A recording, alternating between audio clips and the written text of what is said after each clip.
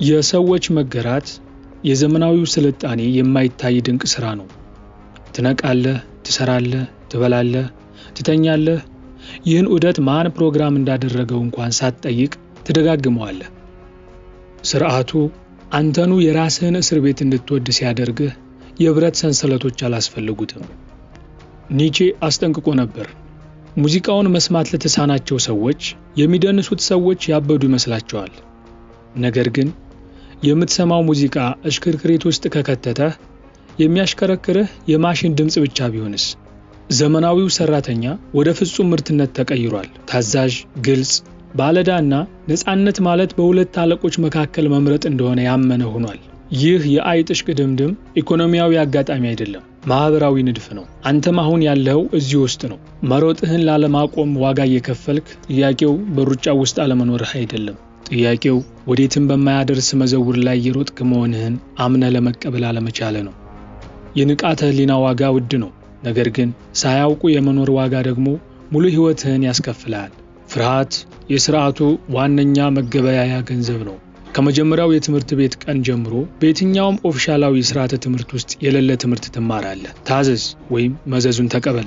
ቀይ እስክሪብቶ፣ የወደቀ ውጤት፣ የቤተሰብ ማዘን፣ እነዚህ ሁሉ የታቀዱት አንተን ለሽንፈት የምትንቀጠቀጥና ታዛዥ ለማድረግ ነው። ሾፐንሃወር ህይወት በህመምና በድካም መካከል እንደሚወዛወዝ ፔንዱለም እንደሆነች ተናግሮ ነበር። የትምህርት ስርዓቱ ይህንን ውዝወዛ ወደ መቆጣጠሪያ ዘዴ ለውጦታል። የመውደቅ ህመምን ከአስተማማኝ የዕለት ተዕለት ድካም ጋር በማፈራረቅ ስለ ገንዘብ፣ ስለ ኢንቨስትመንት ወይም ስለ ሀብት ፈጠራ ፈጽሞ አትማርም።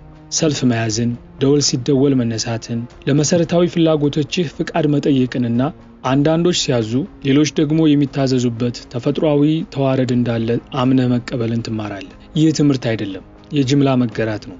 ዘመናዊው ሰራተኛ የዚህ ስነልቦናዊ የመገጣጠሚያ መስመር የመጨረሻ ውጤት ነው። ትምህርት ቤትን የምትጨርሰው በታዛዥነት ውስጥ ተቀባይነትን ለማግኘት፣ ጊዜን ለደመወዝ፣ ነፃነትን ለደህንነት ወይም ለስታቢሊቲ ለመቀየር ሰልጥነ ነው።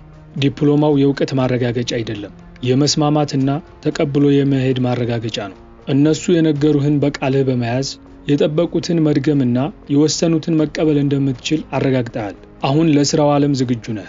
እነዚህ ክህሎቶች ስርዓቱ በሚፈልግበት ቦታ ላይ እንድትቆይ ያደርጉሃል። ለሌሎች እሴትን እያመረትክ ነገር ግን እውነተኛ ካፒታል ወይም ሀብት እንዳታከማች የሚያኖርህን ያህል ብቻ እያገኘህ ትኖራለህ።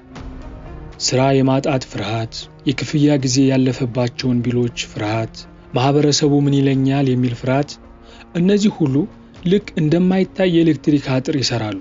የፍርሃቱ ንዝረት ከመሞከርህ በፊት ስለሚቀድም ለማምለጥ እንኳን አትሞክርም። ፕሮፓጋንዳ ይህንን ኃላፊነት ይለዋል፣ ህብረተሰቡ ብስለት ይለዋል፣ ስርዓቱ ደግሞ እውነታ ይለዋል። እውነታው ግን ከዚህ የከፋ ነው። አንተ ማቆም ለማይችለው ማሽን የሰው ነዳጅ ሆነህ ተቀይረሃል። ስለ ወደፊቱ የምትጨነቀው፣ ስለ ገንዘብ የምትወጠረው፣ ስለ ሂሳቦች እንቅልፍ የምታጣው ሁሉም ነገር ሆም ተብሎ እንጂ በአጋጣሚ የሆነ አይደለም። በፍርሃት የተሞላ ሰራተኛ ውጤታማ ሰራተኛ ነው። በፍርሃት የተሞላ ሰራተኛ ዝቅተኛ ደሞዝን፣ መጥፎ ሁኔታዎችንና የዕለት ውርደቶችን ይቀበላል። ፍርሃት ባላት ብቸኛ ህይወትህ ወደ ታች እንድትደራደር ተደርገሃል እና በጣም ጠማማው ክፍል ይህንን ፍርሃት ጥንቃቄ እና ጤናማ አስተሳሰብ ብለህ እንድትጠራ ተምረሃል። ቦንሆፈር እንዲህ ብሎ ጽፎ ነበር። ጅልነት ከክፋት ይልቅ ለመልካም ነገር አደገኛ ጠላት ነው።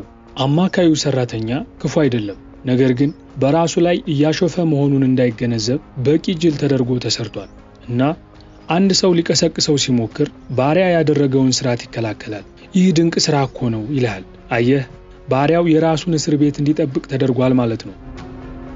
በትምህርት ቤቶች ውስጥ የፋይናንስ ትምህርት አለመኖር ግዴለሽነት አይደለም፣ ስትራቴጂ ነው። ለሥራ ገበያ ለመዘጋጀት 16 ዓመታትን ታሳልፋለህ። ነገር ግን ገንዘብ በትክክል እንዴት እንደሚሰራ ማንም አያስተምርህም።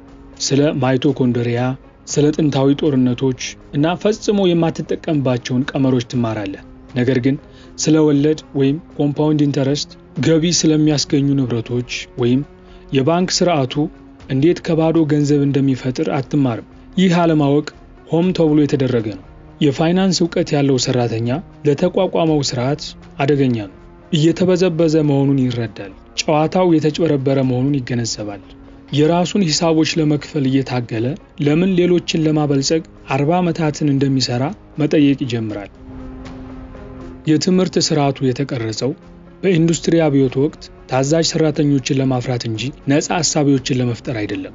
መመሪያዎችን መከተልን እንጂ ባለስልጣንን መጠየቅን አትማርም። ሌሎች የወሰኑትን ችግር መፍታትን እንጂ የትኛው ችግር ጠቃሚ እንደሆነ መለየትን አትማርም። የጠንካራ ስራና የታማኝነትን ዋጋ ትማራለህ። እነዚህ ደግሞ ርካሽና ቋሚ ጉልበት ለሚፈልጉ ሰዎች ጠቃሚ እሴቶች ናቸው። ነገር ግን ለገንዘብ መስራትና ገንዘብ ላንተ እንዲሰራ ማድረግ ያለውን መሰረታዊ ልዩነት ፈጽሞ አትማር። ይህ ቀላል ልዩነት ሀብት የሚገነቡትንና ገንዘብን በማሳደድ ሕይወታቸውን በሙሉ የሚጨርሱትን አንጥሮ የሚለይ ጉዳይ ነው። ስርዓቱም አንተ በሁለተኛው ቡድን ውስጥ እንድትቀር ያደርጋል። በክበብ ውስጥ እየሮጥክ ስሙን ግን የሙያ እድገት ትለዋለህ።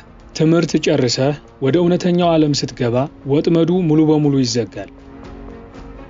ያለ ፋይናንስ ዕውቀት በምታገኛት ትንሽ ገንዘብ አስከፊ የሆኑ ውሳኔዎችን ትወስናለህ። መኪና በብድር ትገዛለህ። ክሬዲት ካርድን እንደ ደመወዝ ማራዘሚያ ትጠቀማለህ። ገንዘብ የሚያስወጡህን ዕዳዎች ገቢ ከሚያስገኙ ንብረቶች ወይም አሴት ጋር ታምታታለህ። ያለ እረፍት ትሰራለህ። ገንዘብህ ግን ምንም አይሰራም።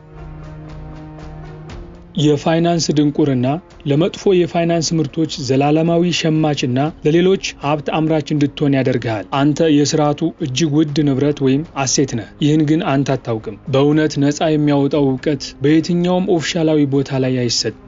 በዓለም ላይ 2 የኢኮኖሚያዊ መደቦች ብቻ እንዳሉ በራስ መማር አለብህ። 1 ያለ ቀጥተኛ ተሳትፎ በሚመጣ ገቢ ወይም ፓሲቭ ኢንካም የሚኖሩ፣ 2 ጊዜያቸውን በገንዘብ በመለወጥ የሚኖሩ ናቸው። መካከለኛው መደብ ወደ መጀመሪያው ምድብ እየሄደ እንደሆነ ያምናል። በተጨባጭ ግን እርሱ በከፍተኛ ክፍያ የሚሰራ የሁለተኛው ምድብ ስሪት ነው። ዶክተሮች፣ መሐንዲሶች፣ ጠበቆች ሁሉም ተመሳሳይ ወጥመድ ውስጥ ናቸው። ብዙ ባገኙ ቁጥር ብዙ ያወጣሉ። የበለጠ መስራት ያስፈልጋቸዋል። የቅንጦት አይጥ ሩጫ አሁንም ያው እዛው መዘውር ላይ መሮጥ ነው። በአክቲቭ ገቢና በፓሲቭ ገቢ፣ በንብረትና በዕዳ፣ በንግድ ውስጥ መስራትና ንግድን በባለቤትነት መያዝ ያለውን ልዩነት እስካልተረዳ ድረስ ባለህበት ትቀራለህ። ባለህበት ቦታ ለመቆም ብቻ በበለጠ ፍጥነት ትሮጣለህ። ሀብታሞች አንተ የምትጫወተውን ጨዋታ አይጫወቱም። ሀብት የጠንካራ ስራ፣ የትምህርት ወይም የዲሲፕሊን ውጤት አይደለም። እውነተኛ ሀብታሞች ከአንተ በላይ ብዙ ሰዓት አይሰሩ። ከአንተ የተሻለ ብልህ አይደሉም። ከአንተ በላይ መስዋዕትነት አይከፍሉ። ልዩነቱ አረዳድህ ላይ ነው። እነሱ በአንድ ጊዜ 2 ጨዋታዎች እየተካሄዱ እንደሆነ ያውቃሉ። ብዙሃኑ ግን ሌላ የመጫወቻ ሜዳ እንዳለ እንኳን ሳያውቁ የተሳሳተውን ጨዋታ ይጫወታሉ። አንተ በተማርከው ጨዋታ ጊዜህን በገንዘብ ትለውጣለህ። ስራ ለማግኘት ትማራለህ። ደሞዝ ለማግኘት ትሰራለህ። ዕቃዎችን ለመግዛት ትቆጥባለህ። ነገር ግን ይህ ጨዋታ ተፈጥሯዊ ገደብ አለው። በቀን ውስጥ ያለህ ጊዜ 24 ሰዓት ብቻ ነው። ጊዜህን በመሸጥ ፈጽሞ በከፍተኛ ደረጃ ልትበለጽግ አትችልም።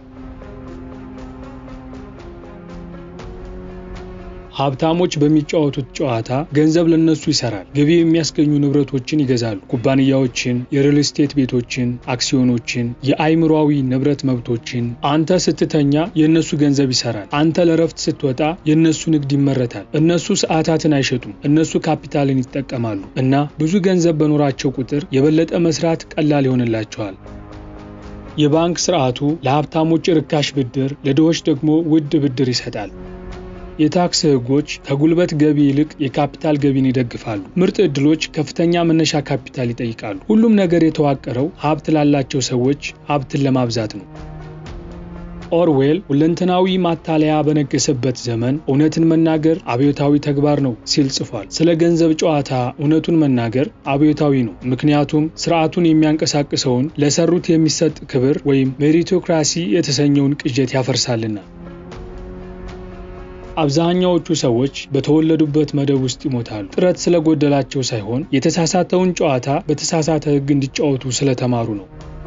የቋሚ ስራ የትክክለኛ ህይወት ምልክት ሆኗል። ጥሩ ስራ ለማግኘት መማር እንዳለብህ እየሰማ ታድጋለህ። ስራ የሰው ልጅ ህልውና የመጨረሻ መለኪያ እንደሆነ ሁሉ ማንነትህን በስራ መደብህ ትተረጉማለህ። ነገር ግን ለምን አብዛኛውን የነቃህበትን የህይወት ዘመንህን በጭንቅ ለመኖር የሚያስችል ገንዘብ ለማግኘት ሲባል ሌላን ሰው ለማበልጸግ ትሸጣለህ? ወጥመዱ ምቹ ስለሆነ ፍጹም ነው። እንዳትራብ የሚያደርግ ነገር ግን እንዳታመልጥ የሚበቃ ክፍያ ይከፍልሃል። ጥቅማ ጥቅሞች፣ የወርቅ ሰንሰለቶች ይኖራሉ። ስትሰራ ብቻ የሚሰራ የጤና መድን፣ ለ10 ዓመታት የሚያስርህ ጡረታ፣ ለደመወዝ ማነስ ማካካሻ የሚሆን የምግብ አበል። እያንዳንዱ ጥቅም ላለመልቀቅ ሌላ ምክንያት ነው። እያንዳንዱ ትንሽ የደሞዝ ጭማሪ ለአንድ ተጨማሪ ዓመት እንድትቆይ በቂ ነው። ነፃነትን ለግምት ትለውጣለህ። ያልተገደበ እምቅ አቅምህን ለተወሰነ ጣራ ትለውጣለህ። እናም በዚህ እንድትኮራ ሰልጥነሃል። ማንነትህ በስራ ተጠልፏል።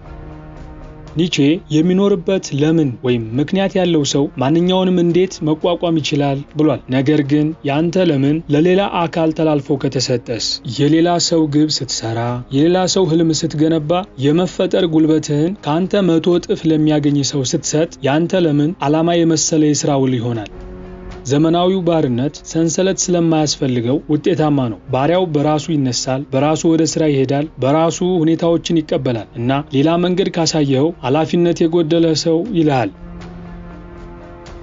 ማስታወቂያ ማንነትን ይሸጣል እንጂ ምርትን አይደለም። የምትገዛቸው ነገሮች ሁሉ ወኪል ሆነዋል። ለምሳሌ መኪናውን ብቻ አትገዛም፣ ክብር ወይም ስታተስ ትገዛለህ። ልብስ አትገዛም፣ ተቀባይነትን ትገዛለህ። ስልክ አትገዛም፣ ማህበራዊ ማረጋገጫን ትገዛለህ። እና ይሄ ፍጹም ወጥመድ ነው። ገንዘብ ለማግኘት ትሰራለህ፣ ከዚያም ያንን ገንዘብ የበለጠ እንድትሰራ ለሚያስገድዱህ ነገሮች ታወጣለህ።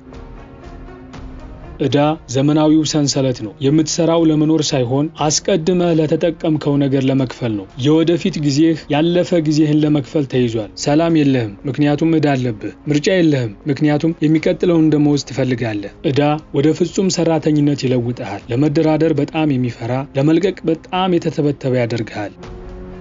ለታይታ ማውጣት የማህበራዊ ደረጃ መለኪያ ሆኗል። በዕዳ እየሰጠምክ ቢሆንም እንኳ ስኬታማ መምሰል አለብህ። በውጫዊ ሁኔታ ጥሩ እንደሆንክ ባሳየህ ቁጥር በውስጥህ ይበልጥ ባዶ ትሆናለህ።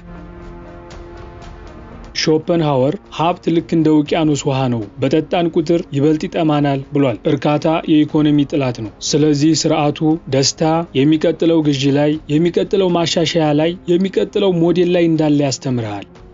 ስትጠጋው በፍጥነት እንደሚርቅ አድማስ ያለን ነገር ታሳድዳለህ። ከአይጥ ሩጫው ለማምለጥ ገንዘብ ብቻ ሳይሆን ድፍረት ይጠይቃል። የተማርካቸውን ቅዠቶች እንደገና መርሳት አለብህ። ያልተመረመረ እውነት ሁሉ የእስር ቤትህ አንዱ ቋሚ ብረት ነው። የፋይናንስ ነፃነት የሚጀምረው በገንዘብ ሳይሆን እውነተኛው ጠላት አይምሮአዊ መገራት መሆኑን በመገንዘብ ነው። ተምሮ፣ ሰርቶ፣ በልቶ፣ ጡረታ ወጥቶ መሞት ብቻ ነው መንገዱ ብሎ ያሳመነህን ታሪክ መርሳት ነው። የመጀመሪያው እርምጃ እንደተታለልክ ማመን ነው። ትምህርት ቤት እንድታገለግል እንጂ እንድትበለጽግ እንዳላዘጋጀህ፣ ቋሚ ሥራ ሊተነበይ የሚችል እስር ቤት እንደሆነ፣ ፍጆታ ማደንዘዣ እንደሆነ። ይሄ ያማል፣ ግን የነፃነት ጅማሮው ነው። የተማሩትን መርሳት ከመማር ይከብዳል። ማንነትህን በስራህ፣ በዲፕሎማህ፣ በንብረቶች ዙሪያ ገንብተሃል። ግን አንተ ከነዚህ ውስጥ አንዳቸውም አይደለህም። እነዚህ ሲገፈፉ ማን ይቀራል? አብዛኛው ሰው ይህንን ባዶነት ይፈራል። ነገር ግን እውነተኛ ነፃነት የሚጀምረው እዚህ ጋር ነው።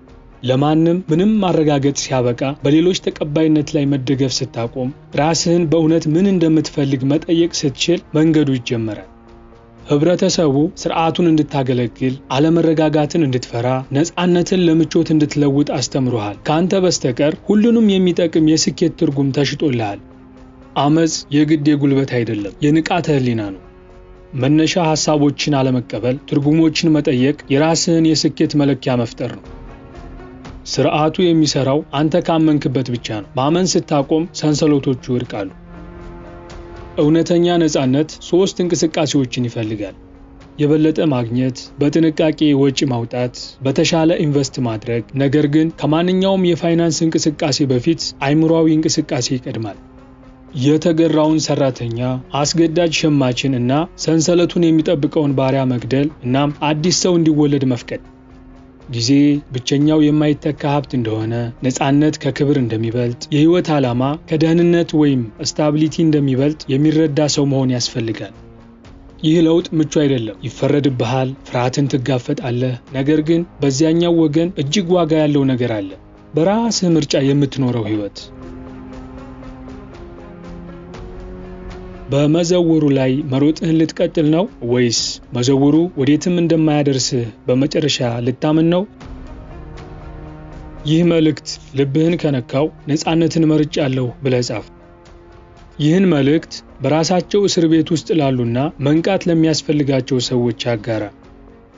የሚያነቁ እይታዎችን ለማግኘት ሰብስክራይብ ማድረግህን አትርሳ። በሚቀጥለው ቪዲዮ እስከምንገናኝ ድረስ መልካም ጊዜ።